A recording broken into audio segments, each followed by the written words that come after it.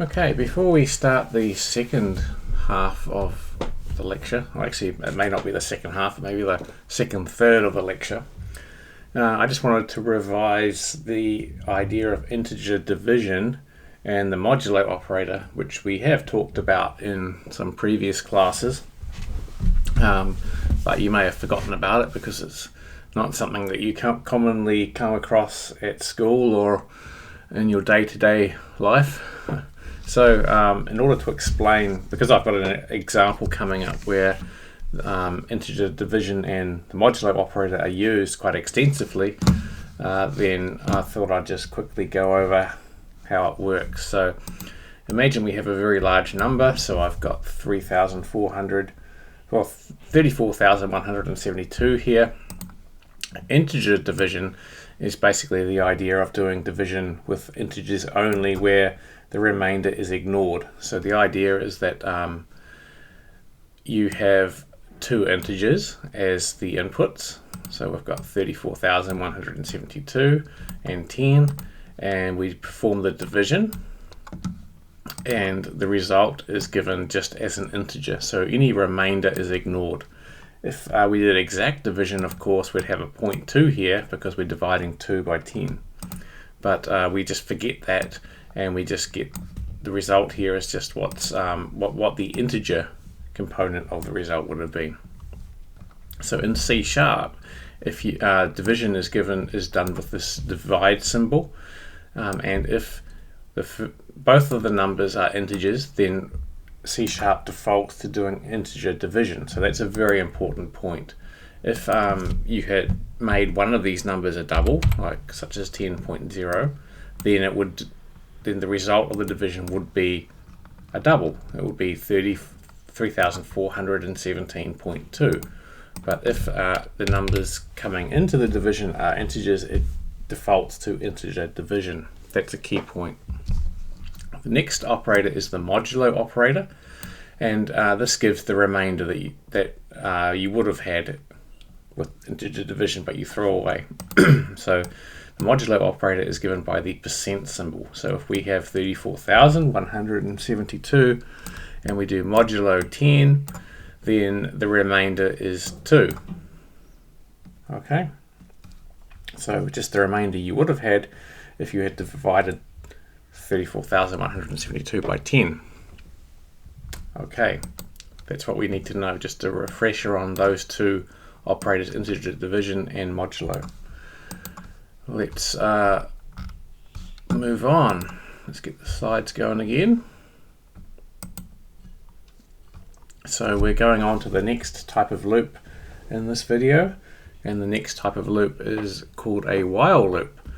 And the idea with the while loop is, well, first of all, as you can tell, it's a lot simpler than a for loop. The for loop had, oops, now I don't want that to automatically play.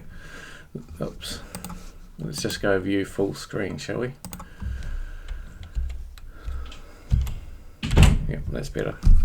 So the for loop was more complicated. It had 3 parts. The while loop only has 1 part, which is as you can see here. So the main difference is instead of for, we have while. We still have a loop body, so that's given by the curly braces, and there's a condition here which is a lot simpler than in the case of the for loop. Instead of 3 parts, there's only 1 part, and if you look closely, this is a relational expression, so it returns true or false, and it's saying counter greater than or equal to 0. So the idea here is that this loop will keep iterating as long as the condition is true. Okay, so when counter is 1 or 3 or 4 or 5 or 10, the loop keeps iterating. Once that condition becomes false, then it stops iterating. So when counter is -1, for example, the expression will be false because -1 is not greater than or equal to 0, and the execution of the loop ends, and the computer program resumes at the point after the loop, which is whatever is down here. Okay. So yes, that's what I just said. Let's go over the example. So the example is going to be fairly complex, and it uses a while loop.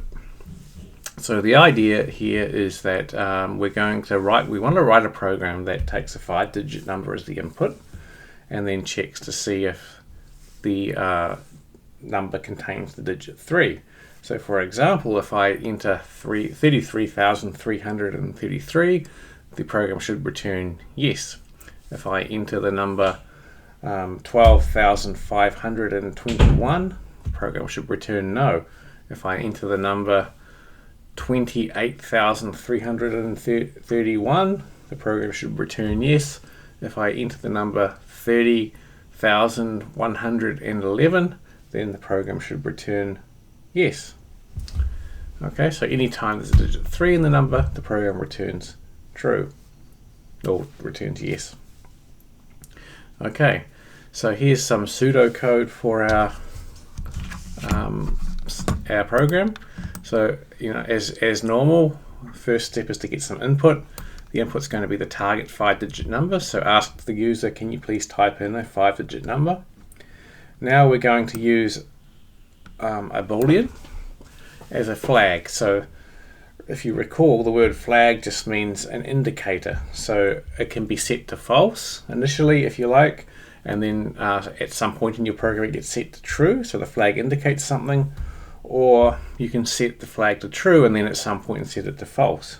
Okay, so a flag is just an indicator of something, and we usually use a Boolean variable for a flag because they're the most useful. They only have 2 values, true and false. So we start off with this flag called not found, and not found is set to true. Okay. Then we're going to implement the loop. So the loop is going to keep going as long as not found is true. So the idea here is that we're going to have a flag which will be true while we're searching through the 5 digits, but as soon as we find a digit 3, we're going to set that flag to false, and we're going to use that to exit the loop. Okay, that's an important point. Not found is going to be true, and having not found as true is going to keep the loop going. As soon as not found becomes false, the loop's going to exit. What that means is that we don't necessarily have to check all of the 5 digits. So for example, we might have a number 100, or say 12,113. Okay, so if we're starting from the right hand side and scanning the number along, the first digit there is going to be a 3.